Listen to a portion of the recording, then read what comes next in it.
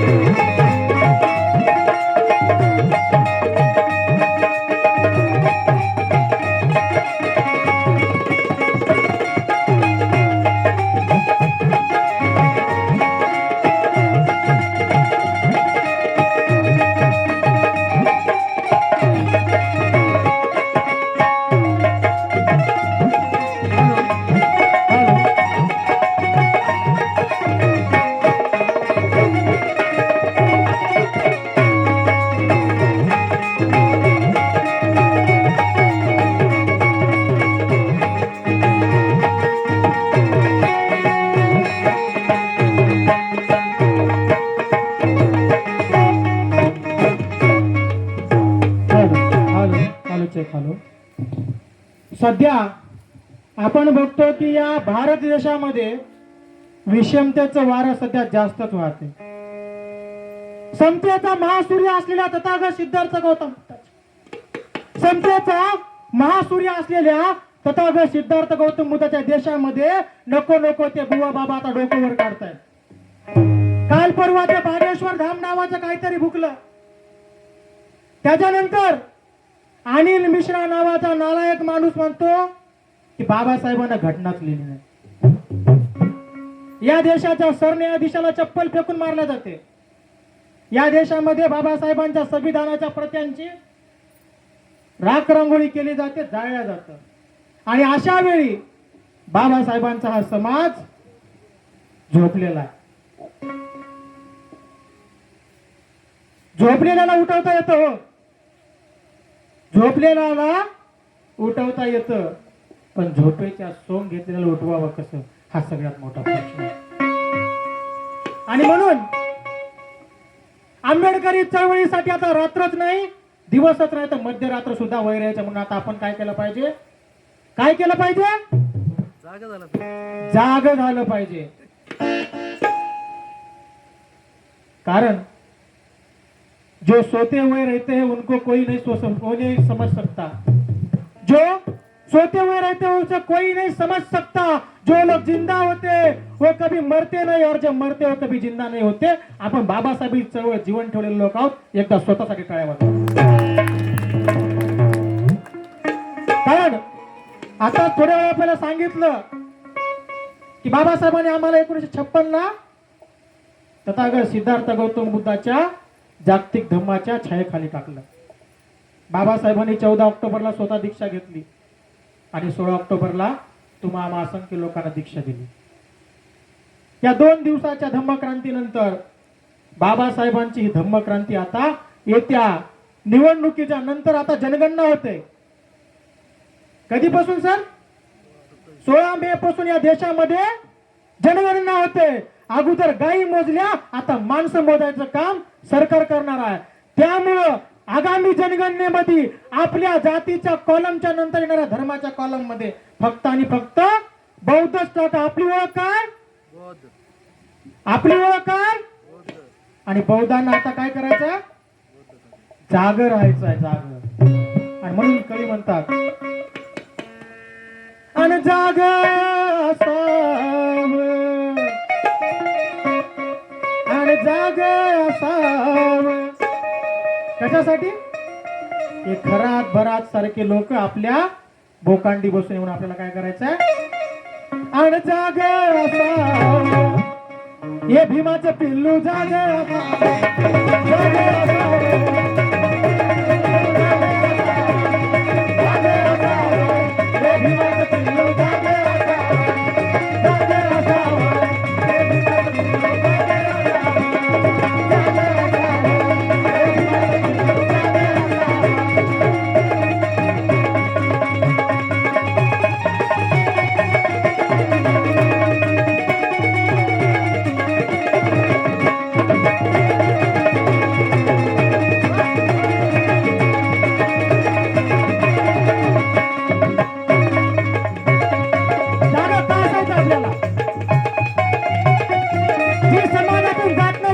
म्हणतात, जी समाजातून जात नाही त्याला जात म्हणतात. आणि गाडगे महाराज म्हणतात, अरे मला कोणी विचारली जात त्याला सांगतो एक मस्तक दोन पाय दोन हात हीच मध्ये जात. मग आली कुठून जात हा सगळ्यात मोठा प्रश्न आहे. अरे जी जात नाही ती जात ज्याने 56 वर्षापासून केलाय आमचा घात, आता मातीत गाळा त्या जातीला. कारण जातीपेक्षा मोठा धम्म दिला आम्हाला आमच्या बापानं. कोणता?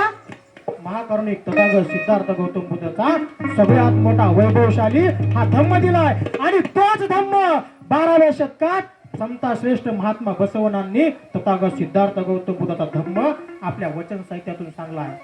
सिद्धार्थ गौतम बुद्ध म्हणतात, पानाती पाता वेरमणी सिक्खापदं समाधियामि आदिन्नदाना वेरमणी सिक्खापदं समाधियामि.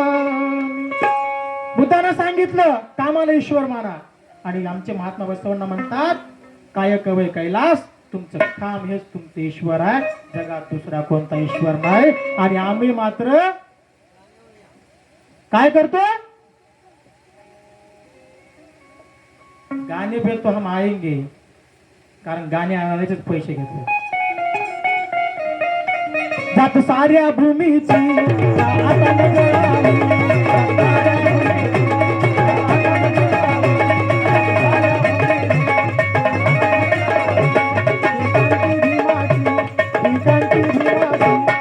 कांती भीमाची का आता न कळावी.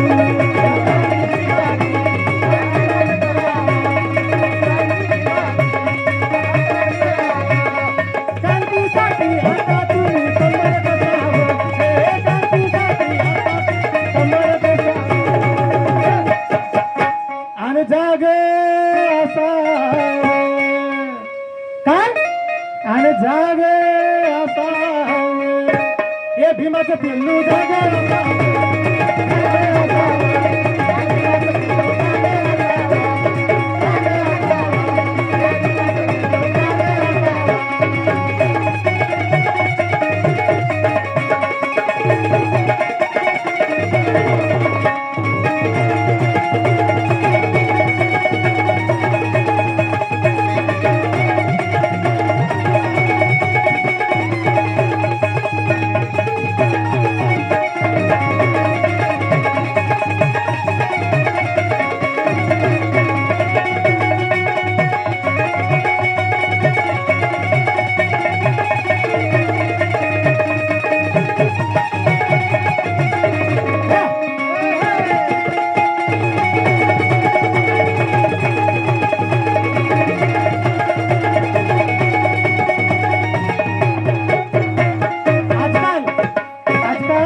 बाबासाहेबांच्या स्मारकाच्या स्मारक आम्ही तयार करतोय.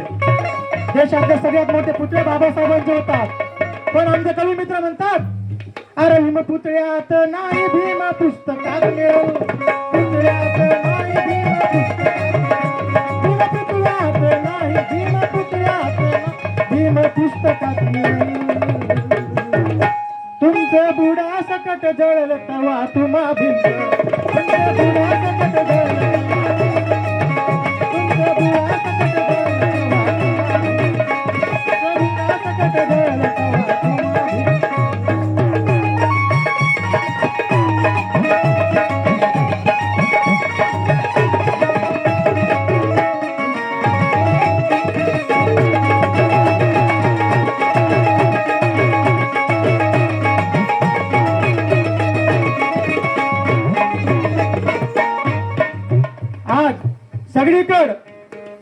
सगळीकडे भुकेने देशामध्ये लोक मरत आहेत आणि वामनाकडे लिहितात भूक साऱ्या भूमीची ही आठवण करावी. भूक साऱ्या भूमीची,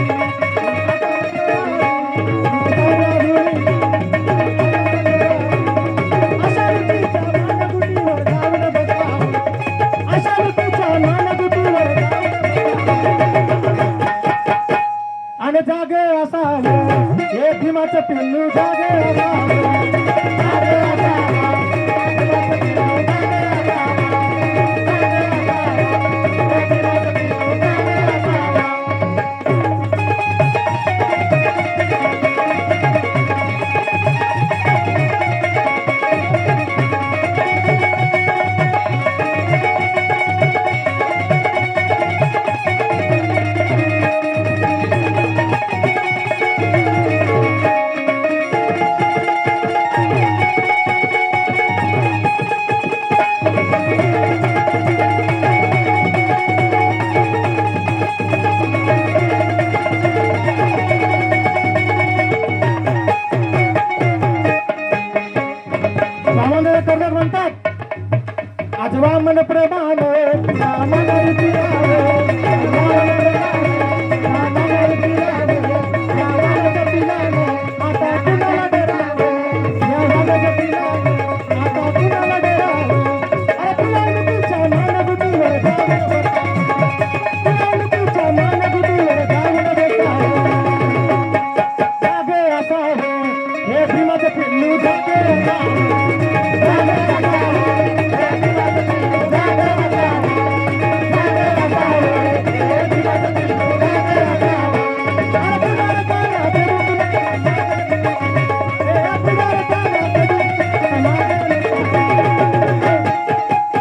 आणि जागे असावं हे भीमाचं पिल्लू जागे असावं.